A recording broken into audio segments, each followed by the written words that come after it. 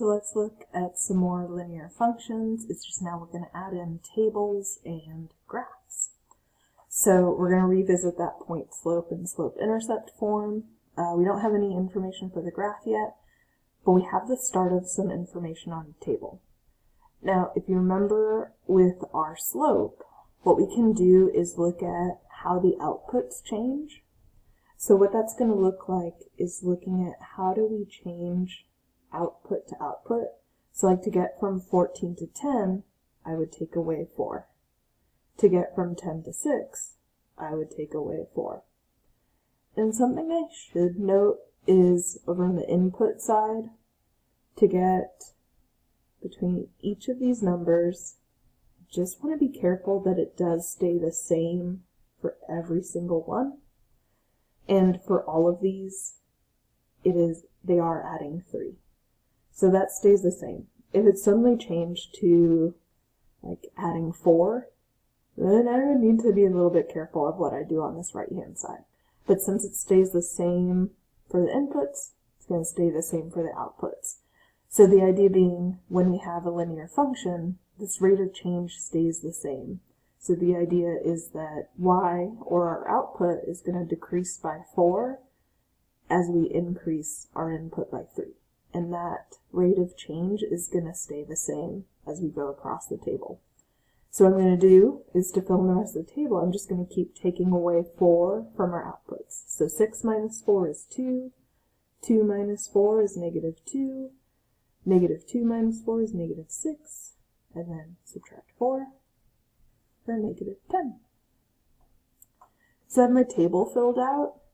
Once you have a table, going over to the graph is a pretty easy thing to do, because now we have all of these coordinates. So we have a negative 9, 14. Fortunately, my graph isn't big enough for that, so I'm going to skip that coordinate. But negative 6, 10, we'll have that coordinate. Negative 3, positive 6, there. And 0, 2. And at this point, and really to draw a line, you just need 2 coordinates and a ruler or a straight edge to connect the dots.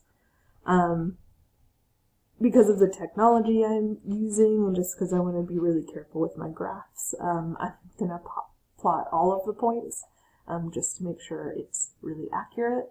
But really, you do only need 2 or 3 points to graph a line. Alright, 3, negative 2, 6, negative 6. There we go. And you get to hear the weird noises I make when I graph points. Alright, 9, negative 10. Cool. And then we just need a nice straight line to connect those dots.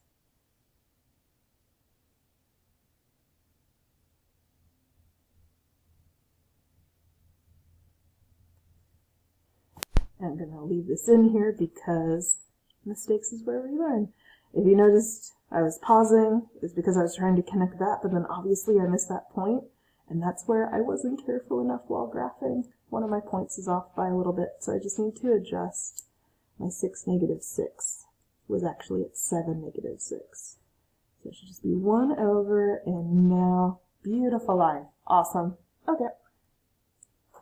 There's our graph of the line. Oh, it's always good to label the axes, so x and y, and we're using a scale of 1 for both the x and y axis. Alright, point slope form. So for finding the slope of this line, we can either look at the graph, or I actually pretty much have mapped out the slope by having our change in output and change in input.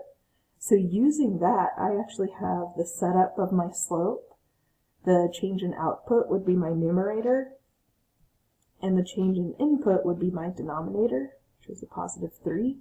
So I have this slope of negative 4/3. So for point slope form, the answers can vary here because you just choose a point randomly. I'm going to go ahead with, how about 3, negative 2? So what that would do is I would have minus, and then the negative 2 for the output, so that's actually going to turn that to a plus 2, equals negative 4/3 times x minus the x coordinate, which is a positive 3, So I'll have an x minus 3. Again, with the format of point-slope form, it uses subtraction. So basically, the punchline is the coordinates will show up as the opposite sign that they are. So if I have positive 3 here, you'll see a minus 3. I have negative 2 here, so I see positive 2 there. That's the short of it. Okay, slope-intercept form. Well, I can find my intercept with this point 0, 2. So 2 is going to be my value for b. So my function, I'll have my slope of negative 4/3 times x plus 2. Alright, let's do this one more time, but in this example, they give us the graph to start with. So we can fill in the table. Notice I don't actually have negative 3 graphed on here, nor negative 2. Negative 1 just barely shows up at negative 10. So I am going to say, I don't know what's happening at negative 3 or negative 2 yet. But if I fill in more of the table, then it will become clear. Okay, at 0, we're at negative 8. At 1, we're at negative 6. So at this, I'm just reading coordinates from the graph as they show up. Negative 4, negative 2. So what I could see here is that the outputs, we're adding 2 each time as we go down the table, and for each 1 increase for the x values. So if I just want to move it like I'm adding 2 as we're going down the table, so if I need to go backwards, I'm just going to subtract 2. So negative 10 minus 2 will give us a negative 12, minus 2 will be a negative 14. And with that, I've started to form my slope here. So for the numerator, it would be that positive 2 over that positive 1. So we have a slope of 2 coming through here. You can either see that from the table, or if we look at our graph, just choosing 2 coordinates to look at and how it changes, we would go up 2 and to the right 1.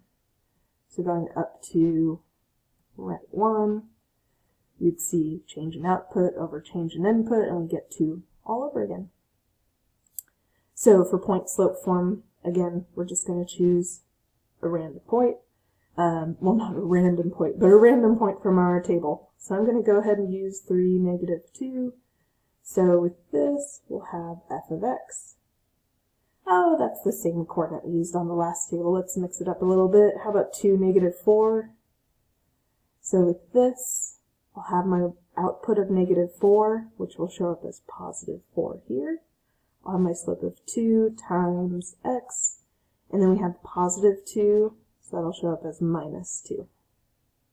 And then for slope-intercept form, we have a y-intercept of negative 8. So that'll look like f of x equals 2x minus 8. So there are some more forms of working with linear functions.